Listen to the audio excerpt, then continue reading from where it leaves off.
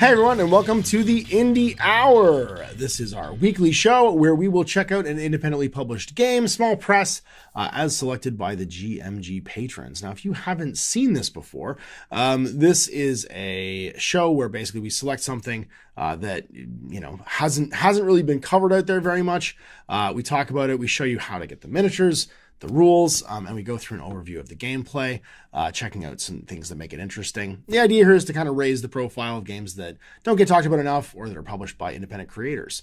Now, today we are checking out Sector Alix. This is a game long asked about by my patrons, which is very much in the theme of sort of the great dystopian video games and properties of our time. If you're a fan of things like Bioshock Infinite, or the Outer Worlds style video games, it is a retrofuturistic game, which is fully 3D printable and published by Bishok Minis.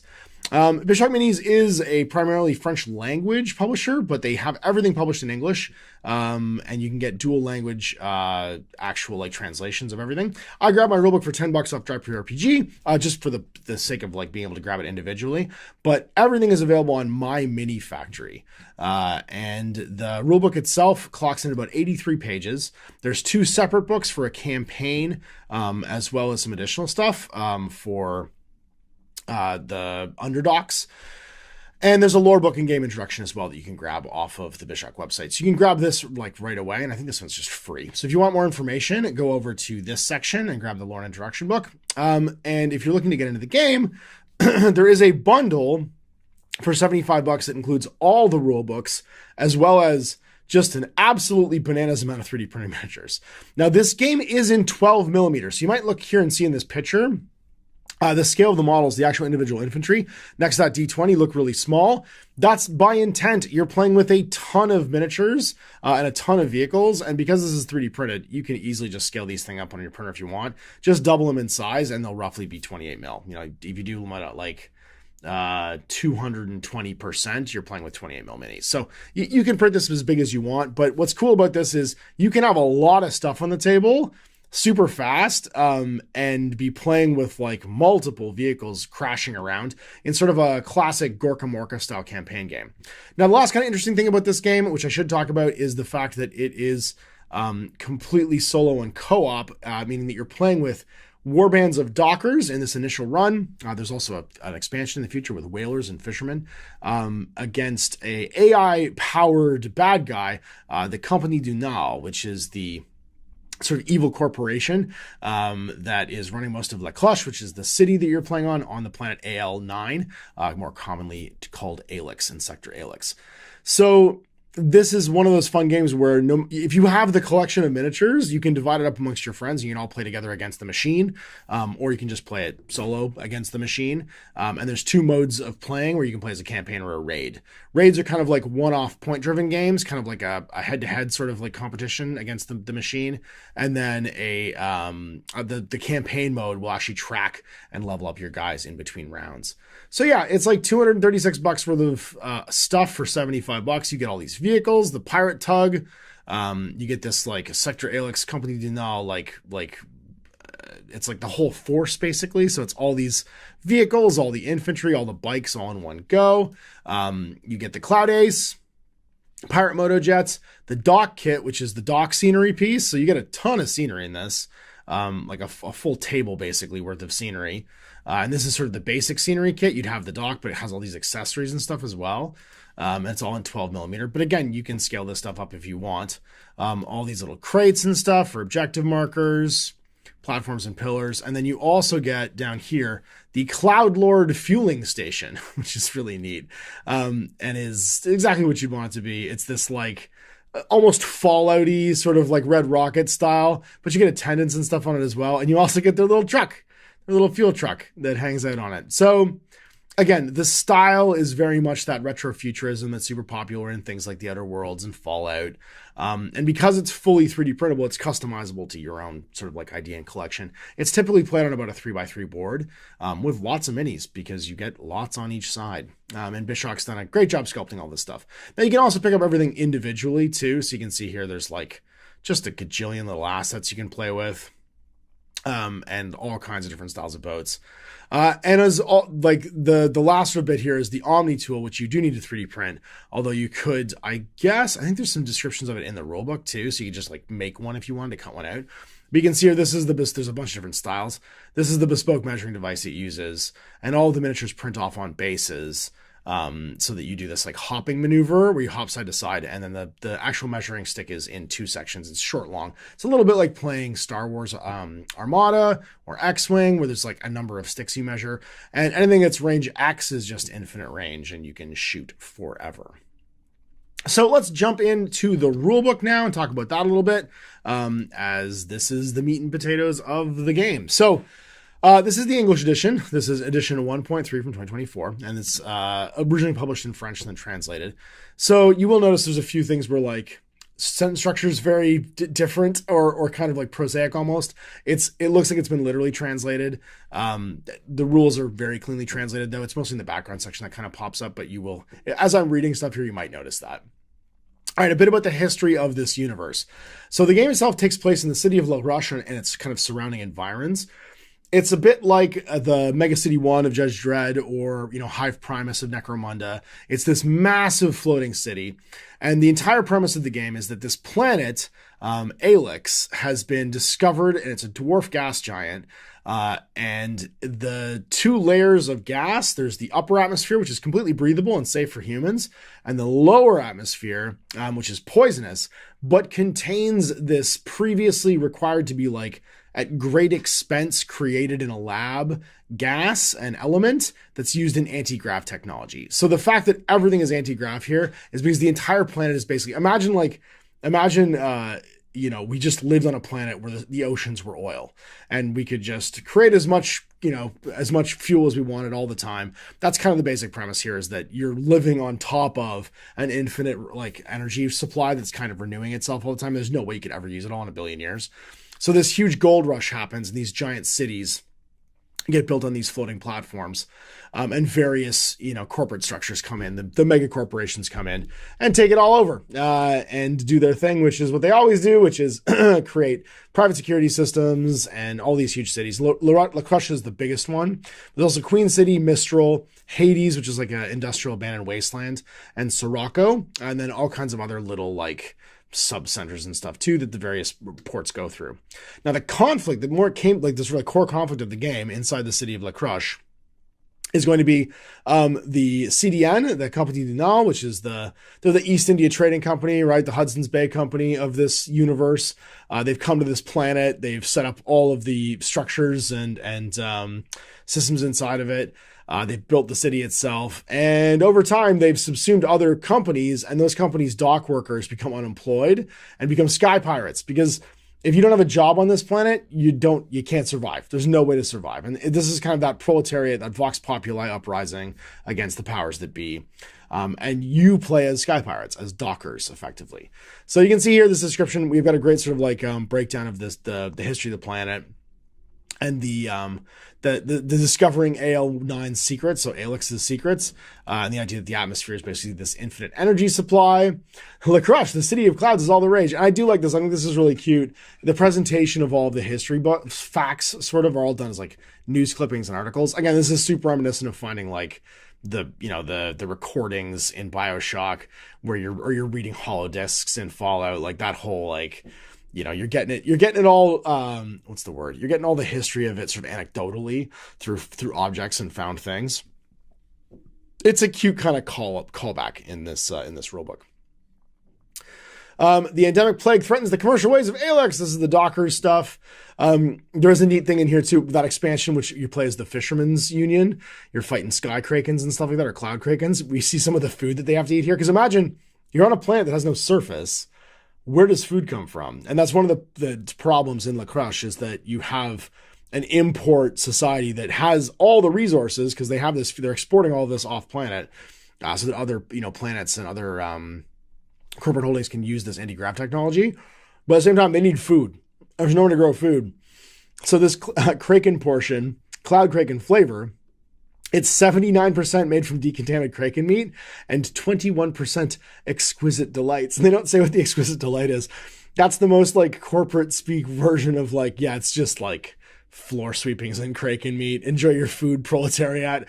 That was really, really cool. And kind of explains like the problem of this society. The raid on Docks 73, this is the CDN and the Dockers all fighting each other because obviously if you're a Docker, you're just trying to survive and steal food, and that's the basic premise of the game. I do love this description. So politics, the company you know, an unavoidable actor of safety and prosperity in the AL system. In the complex economic and complex fabric of the AL system, the company you know distinguishes itself as an essential pillar of prosperity and safety. Found on the principles of exploration and business, the company you know has become an unavoidable actor in the multitude of fields, from shipyards to intersystem business through private safety and security. Thanks to its large resources and its mismatched expertise, the CDN know how to establish a climate of stability and economic growth from the whole area. Its watchful presence in the city of La Cruche and beyond, thanks to its impressive army, guarantees the safety of its inhabitants and goodwill against internal and external threats.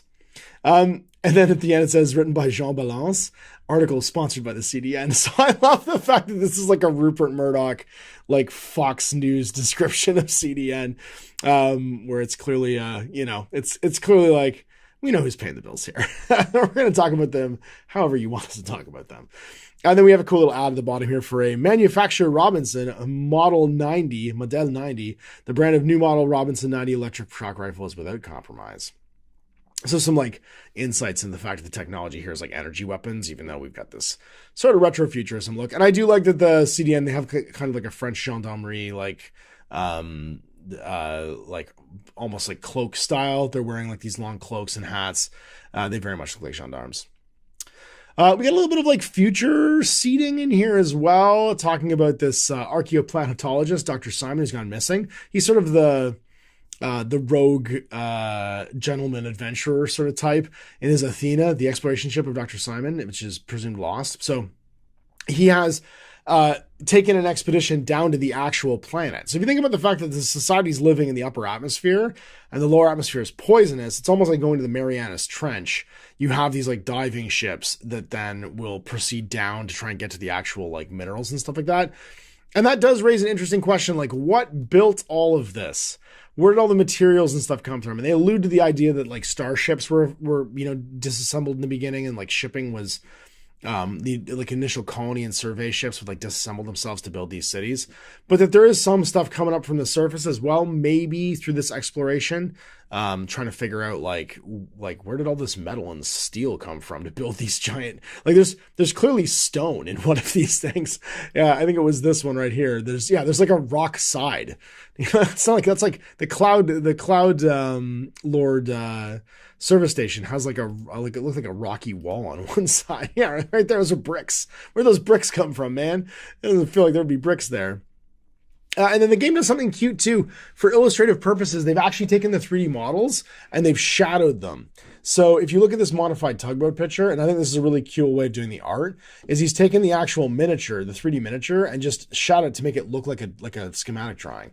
And that's a very cool thing. And I noticed the details on the drawing are exactly the same as the details on the ship itself that's over here on the bottom. So just some cool technical documents, sort of like explaining like engines and stuff. And then we go into the actual Dockers description of who they are. They're a famous clan of under-pirates from La Cruche. They count the many families of the Alix pirates. Once workers in subsector 12 Dockers, they've embraced piracy after the sudden departure of the company that was making the whole sector live, leaving hundreds of helpless inhabitants. The workers' trade unions then mutated into crime trade unions to survive, and adopting the principle of what we carry belongs to us, the Dockers formed fleets under the aegis of captains, perpetrating raids on targeted docks before vanishing into the underdock labyrinths. They're hunted by the company du Nord and the authorities. They attract varied talents seeking refuge and freedom, and benefiting from the goodwill and clemency of the population. They essentially aim at goods from the companies, lining to blend into the city of clouds as promptly as they appear in it. So basically the idea is here, they are like, they're Robin Hoods, right? They're breaking out of the ranks of people, and then disappearing from whence they came, robbing from the rich, giving to the poor. And that's who you are in this game. So we've got our set dressing now all done. They spent about the first 15, 20 pages doing it. I think it's really well done. It's a lot of remix of like cool retro future ideas that we like. I like the fact that it's set on another planet as opposed to being on our own planet. And that general like MacGuffin of like the gas dwarf planet where like we have this unlimited resource. It's well done. It's a cool premise and it fits this like cool design as well. So let's get into rules. Basic principles. It's a D20 place game. It's all test based. So it's a X plus, very familiar to 40K players, but which is a larger sliding scale. So for instance, an average number is like a 5 plus. In brackets, you have to roll 5 plus on a D20, plus or minus any modifiers for like moving, shooting, being injured, being damaged, whatever that looks like. And then 6-sided dice can sometimes be used for positioning in the game, but that's it. Measuring is always done with the Omni tool. Like I said, there's a special Omni tool. And then how tall your ships should be, and also how wide the gauge of rods are that your ships should be is 5 millimeter for ships. So a 5 millimeter like a post basically to put them on. They can be as tall or short as you like. It doesn't make any game difference because the idea is they're always going up and down. And then 3 mil for bikes. Because you, again, 3D printing, the one thing I would not 3D print is flying stands. Either get yourself some plastic tube or preferably brass rod, I think is the best. But you can also buy 3 mil and 5 mil clear styrene, perspex, I think it's called, or styrene rods. You can get them off of Amazon and model train shops and stuff like that. So you can do clear flying stands if you want to as well. Playing against the game. In Sector Alix, you'll have to fight the faction of the company you know. It's entirely managed by the game thanks to a situational behavior system called the AI. If you wish to leave this role to a player, then they become the game master. As such, he'll have control of the faction, all the elements normally managed by those game mechanics. With this extra rule, the game master is always right, even when he's wrong. So he has to cheat. And then cooperation, if there's more than one other player, then you cooperate against each other as a second in command. So you get a second captain, and then the bad guys escalate appropriately. And then finally, run a test. At any moment in the game, to succeed in an action, for example, the player will be asked to run a test. Test is always introduced in the same way. The name of the test, the number in parentheses, so for example, a mechanical test like 8+, and you roll a d20 and see if you can do it. And then a question of opportunity. Sector Alix adopts an approach closer to role-playing games than war games. In this sense, you can absolutely adapt the rules to a given situation or invent new ones. Basically, the game encourages you to play it in a rule of common sense, and also if you want something cool to happen, make a rule, and the game doesn't mind. So here's what you need to play. So you need some 2 20-sided dice, 7 6-sided dice, a directional tool, directional dice, like in an option. So you can use a D10 with the top pointing somewhere if you want to scatter something. And then each player needs an Omni tool. You need some scenery, and then a flat game surface with a minimum of 80 by 80 centimeters, which is, it's 30 centimeters roughly to a foot. So you're looking at roughly 3 by 3 up to 100 by 100. So yeah, 3 by 3 feet is just about right. And then official Sector Alix figurines to represent the protagonists, and the Undercooked 6 Army book with the unit cards, and the Troubled Sky campaign book. So the Troubled Sky campaign book tracks linking your games narratively together. We're not going to take a look at that today. The Underdog 6 one is the actual like unit profiles for all the units in the game for how you build your army list if a scenario doesn't tell you exactly what you're supposed to take. And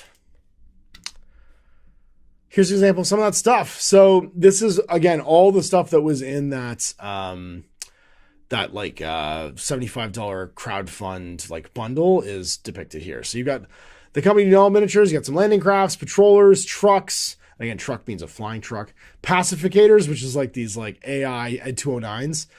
Pilots, who are used to fly the vehicles. Soldiers, officers, voltigeurs, who are sort of like almost like jump pack troops, and then CDN agents and CDN bikers. CDN agents are more like cops, right? So they have like truncheons and like pistols and stuff, and then soldiers are the ones with rifles.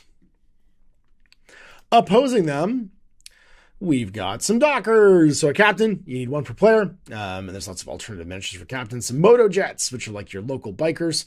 A surgeon, a mechanic, a sniper, a captain's mate, a blades lady, some lady with stabbers, master gunsman, some handling shuttles, mine throwers, modified tugboats, pirate speedboats, lorries, pirate crew, and pirate dockers. Again, a lot like the voltigeurs, or sorry, the agents and the soldiers. Your pirate crew are typically the ones with the bigger guns, and your dockers are the ones with like melee weapons and stuff. And you can see, like, if you're playing a docker, you're like in a jalopy. You're not finding something good. And you typically during the game will start with the advantage, and the longer the game goes on for, it's very Grand Theft Auto, the more stars that you have, the bigger and badder the stuff that comes to fight you as. And then extra things, heavy weapons that the pirates might have on their ships, mines in a crate, deployed mines. I love these. So the mines in a crate are like, it's basically a huge balloon with a mine attached to it that's in a box, and they open the top of it and the balloon shoots out from a gas canister, and then it starts floating around. You leave it on the table. Handling diving suits. These are like your power loaders that they've weaponized for the CDN. Trans containers, which is like, it's actually literally like it picks up a huge like sea can, and then a boat, which is one of the larger ships. And you can see some painted examples here. So because these are small miniatures, 12 millimeter miniatures, you can have like 25 or 30 guys to a side, and then these cool, half dozen of these cool boats on the table at any given time. All right, anatomy of a cards. These are the character cards, and you can see they also track a lot of your campaign stuff on them as well. So, for instance, the Captain's Mate, he's a unique character, so you get one in your force typically. On the left side are his stats, like his cost and his size. So he's small. You can fit a certain number of small models on a vehicle. And then, medium vehicles or medium models would have to take medium slots on a vehicle. And then large units typically are vehicles themselves. His cost and recruitment, so he's 100 of the dollary dues of this faction. And then his levels. So if he levels up, he will gain bonuses. So at level 2, he's going to get an extra heart on his stat. So he goes from 3 life points to 4. At level 3, he gains an extra attack on his melee attack. So he gets not only 1 melee attack on an 8+, he gets 2 instead. And at level 4, he gets a boarding order +1. So when he issues the boarding order, he can activate an additional model to go off there. Picture what the model looks like. It's weapon range. So this guy's range 1 gun gets 3 shots, like a little machine pistol. So he gets 3 shots times 3. And then it's rolled a hit, which is a 9+ in this case on a D20. So range 1 would be the first length of stick in the Omni tool. And then he'd roll 3 dice to attack. Each 9+ is a hit. You get the idea. Hand-to-hand, same thing. You're in base contact. You get that number of dice. If it's not multiples, then it's just a single one. Roll that to hit. Armor against light shots, armor against heavy shots. So he can roll a 9+ to stop a light shot, and his own gun is light there. Heavy shots are heavy weapons. They're like the bigger boat mounted weapons. So he needs a 13+ to stop one of those. And the idea here being that like your armor might be more or less effective depending on the size of the guns. Instead of giving the guns AP values, they give you a resistance value, which is just a quicker way of doing it. And then finally, the life points. This guy can take 3 hits before he dies. And then you've got things like the pirate boats, so the motard, so like the little motorboats. They're medium size, right? And then they've got like a different set of stat lines on the left-hand side there, and they can't fight in melee because they're always moving like vehicles. So like its range gun, its gun is range 1, 360 shooting because it's just him shooting a pistol in every direction, and it's on a 10+. And they have explosive. If they die, they might explode. And motojet, which means they fly around. And we got a vehicle example. So you can see here, this is how you load up a vehicle. It's got a diagram of like what it looks like. So pirate speedboat, it's a large miniature. It's part of the fleet points are separate from your actual base value. And it costs you $500 in like a campaign game. The stern can have one like small miniature, and then you can have a small pilot in the middle, and then that's the pilot position. So whatever miniature's in that position is piloting the vehicle, and then 2 more small guys up front. So this guy can carry 4 small models. Its gun's 360, so she's 360, and it's got a maneuver booster. It's like special rule. It can be modified once, and it can equip a heavy weapon if you want to pay the dollars for it. And the heavy weapon goes in the stern position there because that's where it sits. It's got a mechanical reliability of 10+. There's some things like shock weapons or electrical stuff can like screw up the mechanics of stuff. So it's like a save against like non-standard attacks. When you're fighting in or off of melee, so someone's trying to board you, you get a boarding bonus. So if you are jumping off of or getting onto this thing, it's relatively like it's easier to handle. So you get +2 to your attack rolls. And its armor against light shootings is 13+, and against heavy shootings is 7+. It's actually better at deflecting heavy rounds, and it's worse at stopping because it's exposed. It's worse at stopping light rounds to hurt people, but the light rounds will go through to the crew as opposed to damaging the vehicle typically. So those are the gut stats of like the units. And then we get the Omni tool. So you can see here, it spins and rotates. Range 1's the first thing, including the cog. Range 2 is when you extend it at the wheel. Those are just your short and medium ranges. If it's range X, it's just infinite, don't measure. And then you have short and long moves. So a short move is 2 centimeters, but you measure front to back. So the bigger the base something is, the further it jumps across the tool. And those look like really small movements, but it's per move typically. And some things can move multiple times in a turn. You can also pivot. You have a 360 pivot thing there, and they're done into 90-degree sections. So you can pivot 90 every time, or up to 90 every time. And this is some examples of that later on. All right, the game itself. So bad guys go first, then you go. It's backup phase. Stuff arrives in the table depending on like your star rating of like how much you've riled up the locals. That depends, on your activity, how noisy you've been, how much damage you've done, have models gone and called for help. Then the event phase, the mission itself will have events that randomly happen, like reinforcements might just arrive on patrol and stuff. The hostiles phase. So first the ships drift, because everything's kind of always constantly in motion relative to itself. So there's a drifting thing that happens. There's like always a minimum movement on ships. Then motojets activate. So like there's like a boost phase. Then pilots activate, which is when you actually control what's going on.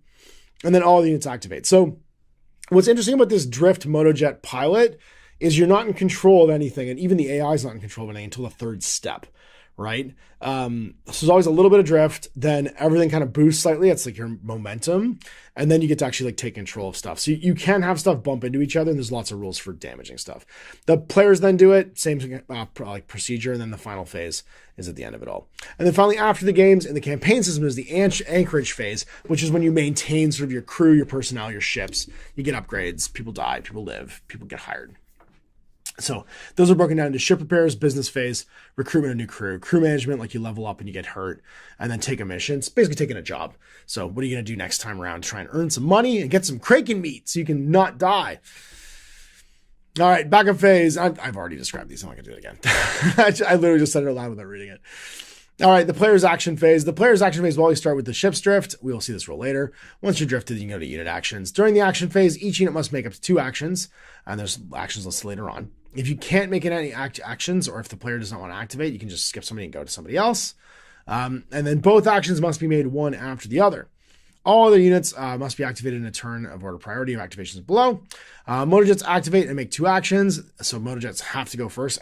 The idea here is like your dudes on bikes can't slow down.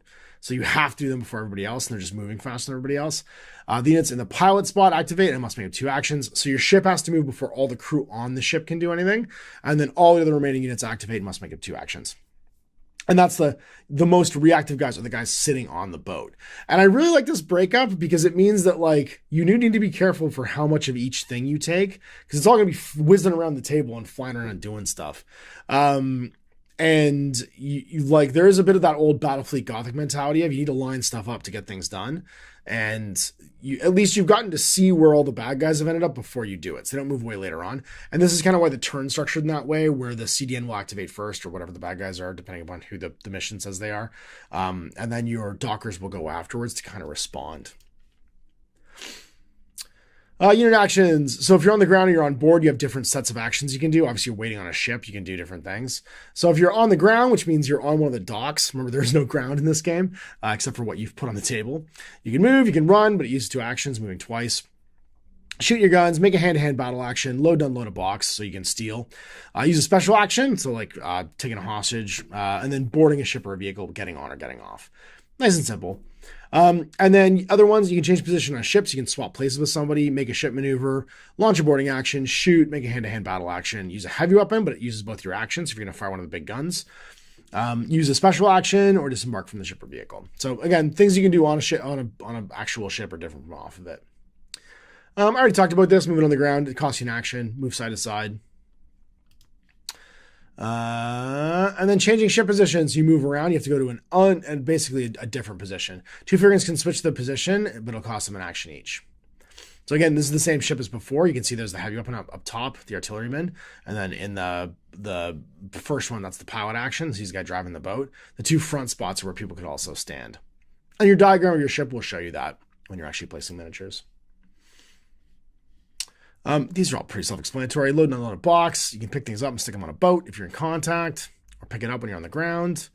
Making boarding actions, which is basically fighting ship to ship. So if your ships are close enough to each other, you can jump off and fight each other. And then maneuvering ships. So this is the actual ship's maneuvering. So if you take the pilot action, when you maneuver a ship can move a maximum of 2 times each turn, except during a drift. Thus, you can use the maneuver to do two turns each. So, like, it'll show you how to turn. Again, you can turn up to 90. In this case, you have the boat, like, turning to the left and then moving a single long action, which means it hops from one side to the other. It's pretty self-explanatory. And the tools make it really easy. It's very similar to the turning template in Battlefleet Gothic, except the movement is way easier to track because you're just hopping from side to side. And then you can also shift left and right. Mooring and unmooring costs you a ship action. So if you're close enough, you can just do it. You just basically like drift over, so you don't have to be super like what's the word? Super precise about it. You just do a moor. And then crash. If a ship crashes with a decor item or other piece of ship after maneuver action, each hit ship immediately loses a life point without the possibility of an armor save, and the ship being at different heights in the stems, you need to look from above. The ships in Center Alix never overlap, so you always stop when you hit each other, but you just take damage when you bump into each other. And it's just automatic, so it just keeps it simple. Motojets make a long move. They can fly over docks and stations where the ships can't, and then a motojet can make a rotation up to 360 before each move because they're super fast. They're very responsive. Mojets never make hand-to-hand actions, but during the drifting phase, each motojets must make a mandatory move forward with a long move. So you always have to use that momentum, basically, because your motojets are so fast. And then battle actions. Shooting, super simple. Make a shooting test. If it's a success, make an armor test. If it's a success, apply damage. So that's it. Line of sight's pretty common sense. And like I said earlier, range 1, range 2, range 3 is based on the Omni tool. And if it's range 3 is range X. It's just infinite. You can always shoot them. It's like sniper rifles and stuff like that. Choosing a shooting angle. So again, vehicles might be restricted with shooting angles. Use the Omni tool to see where it's going to be. So you can see what side it's going to be on. And then check line of sight. Yep. Again, pretty standard stuff here. There's not a lot of complicated. The combat system itself is relatively simple. Rate of fire is how many dice you're going to roll. And I've already described this. Have your light weapons. If you're a light weapon, you just have the little crosshairs. If you're a heavy weapon, then it's a heavy crosshair, and that's just going to dictate what kind of save you make. And then once determined, you must make the army test with a D20, and you have to beat your armor value. It's on your card. So like, for instance, that same captain's mate that we saw earlier, he's got a 9+ for his light shots, 13+ for the other one.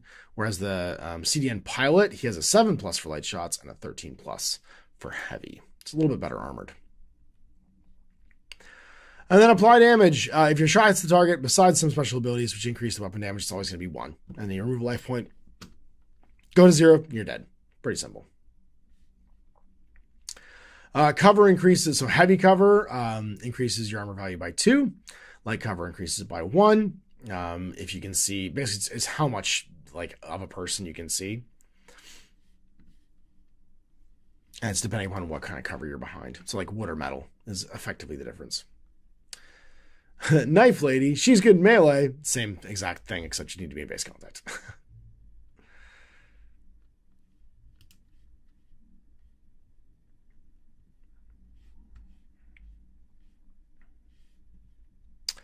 And then numerical superiority is basically just outnumbering.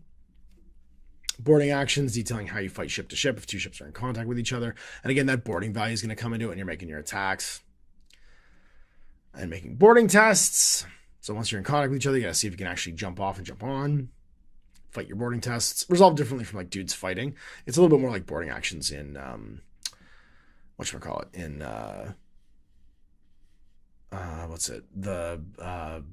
Battlefield Gothic. So you're going to roll a d20, add your ship bonus, the number of units on board, and this is the result of the ship boarding. The highest result wins the boarding test. You're both fighting each other, and you're rolling off, and then it's a differential-based damage system.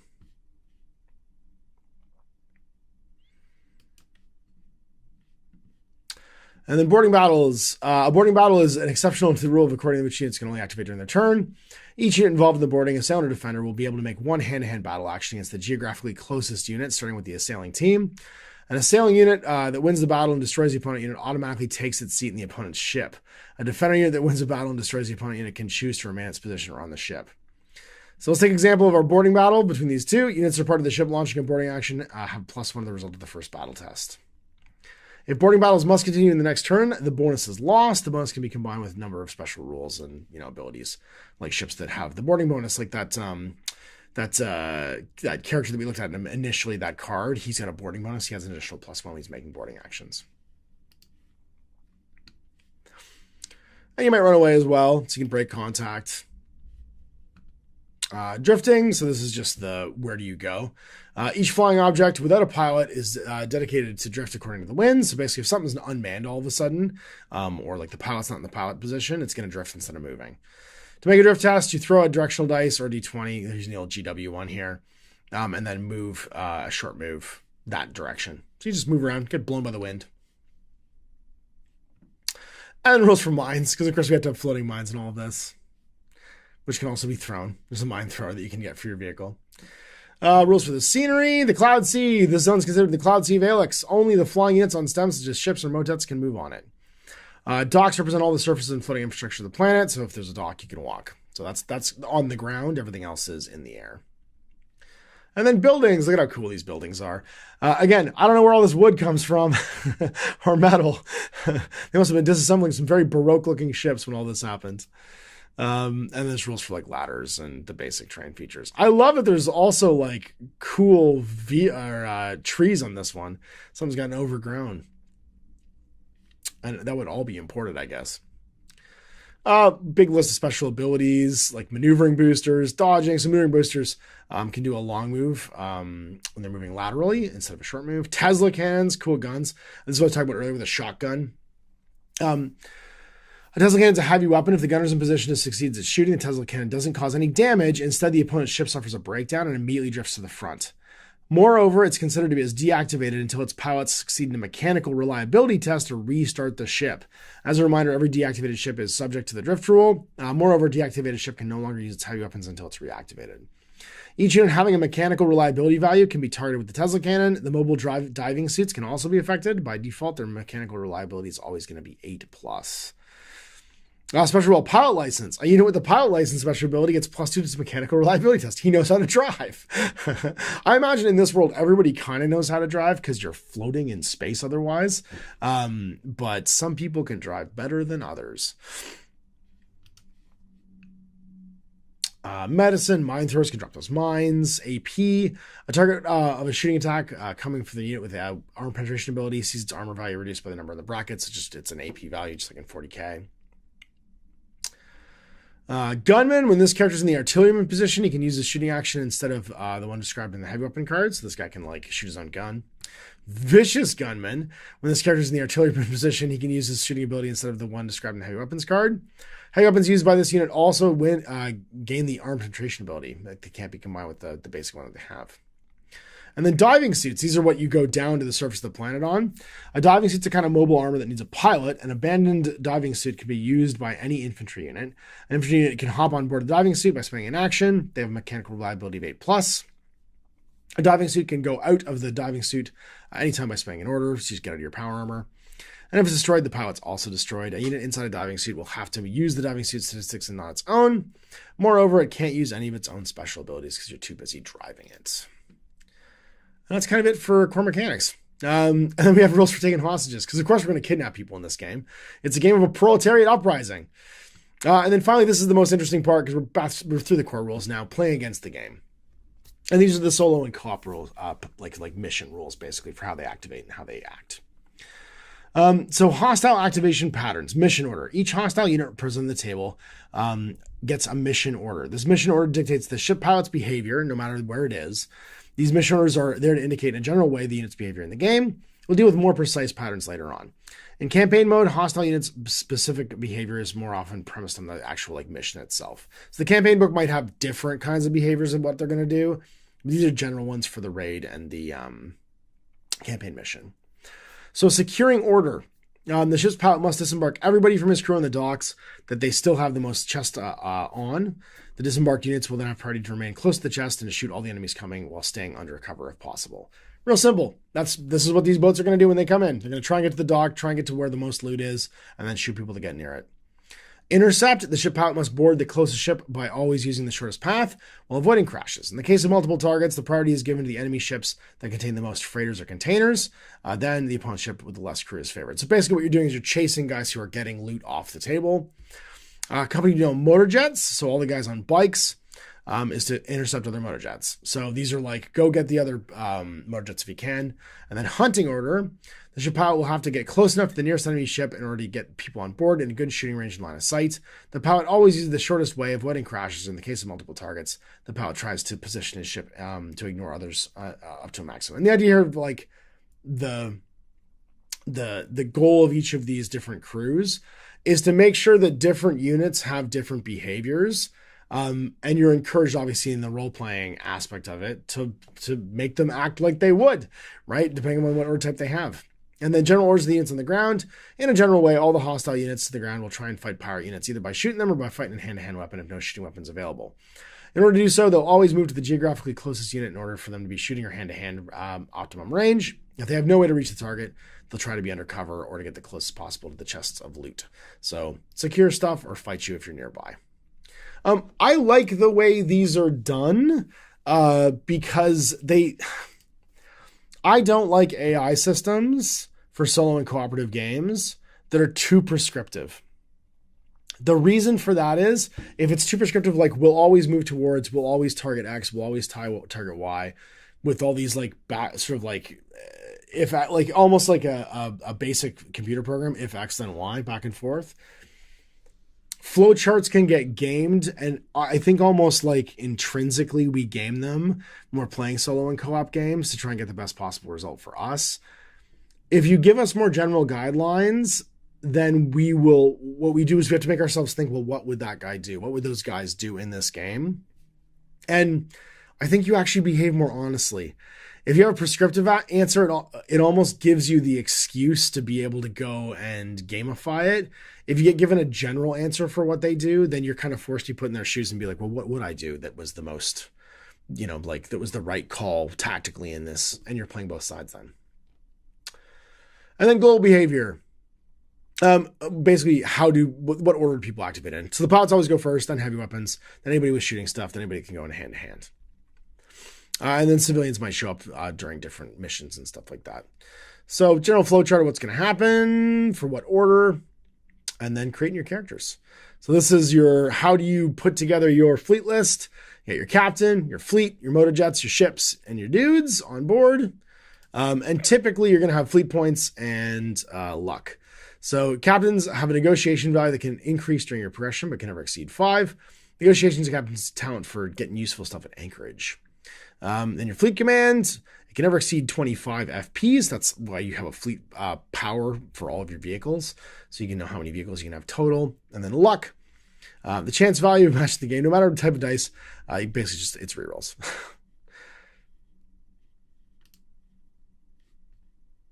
And then you have to choose a background. So your captain has the most character of anybody in the fleet. He could be an underdog child, a Navy deserter, or a smuggler, a scruffy nerf herder, if you will. Then you got to pick some skills.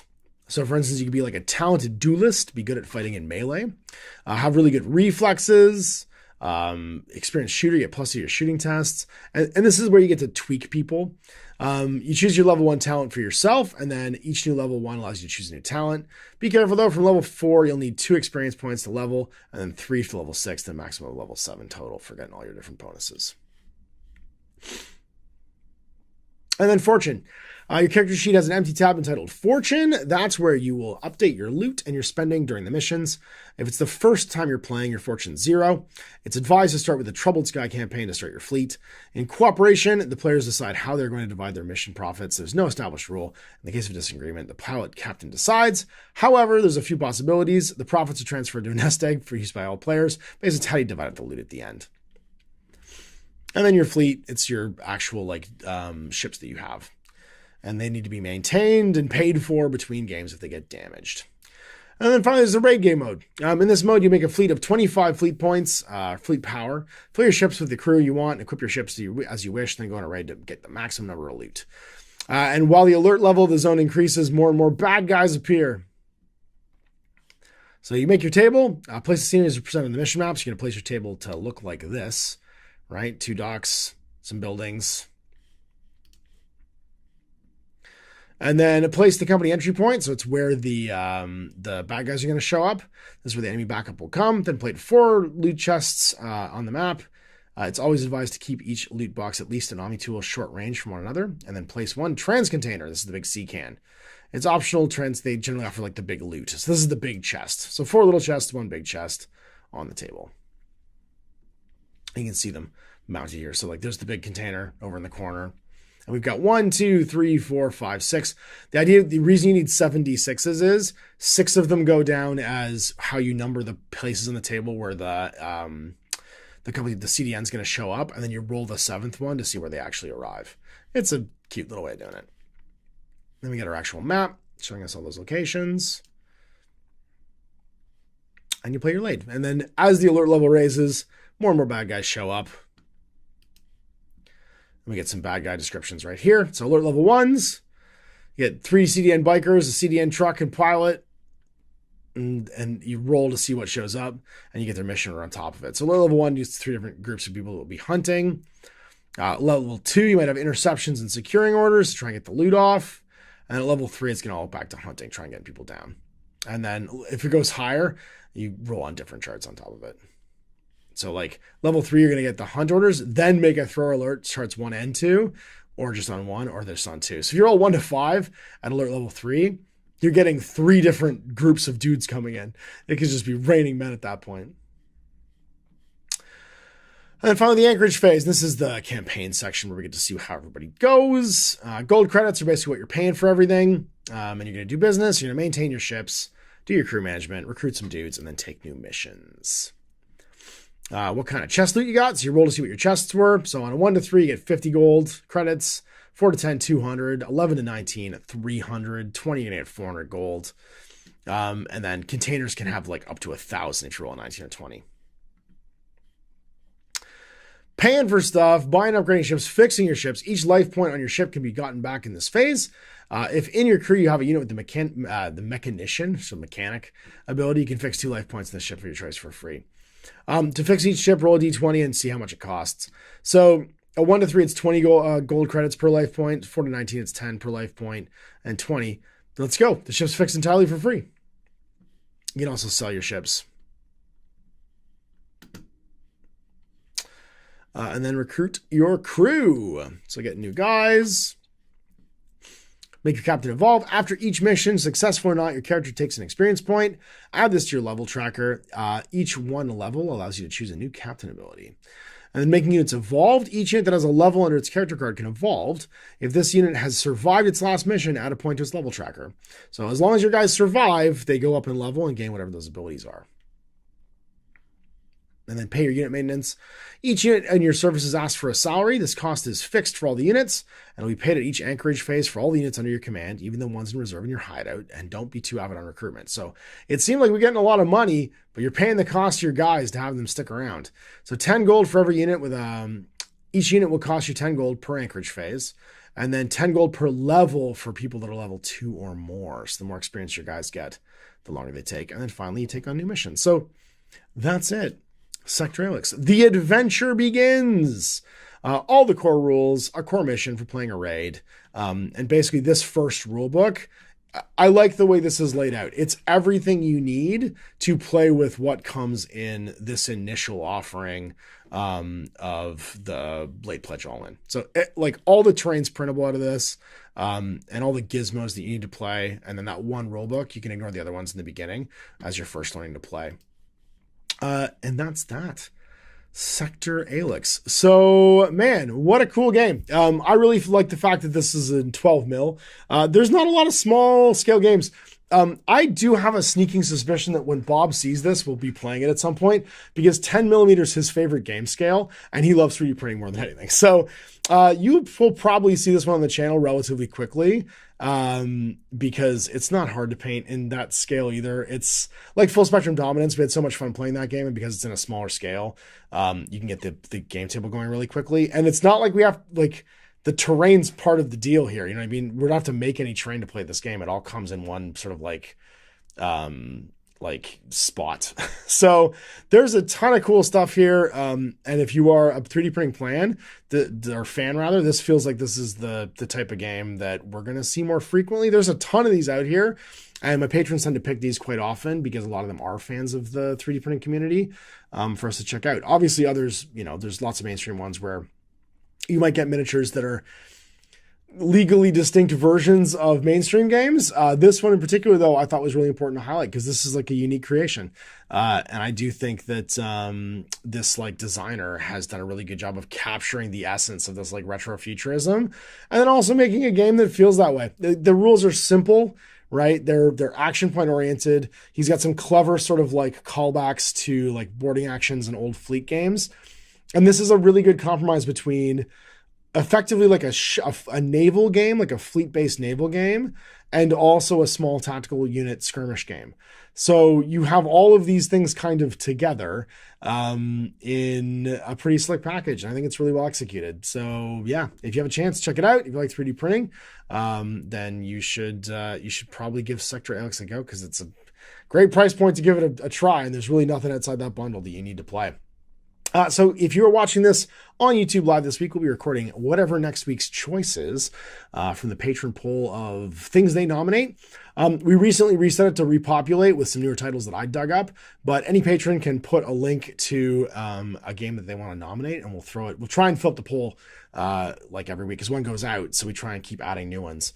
And we're open to suggestions from the patrons. So thanks for watching. We'll see you more GMG Indie Hour in the future. I'm Ash. Have a good one.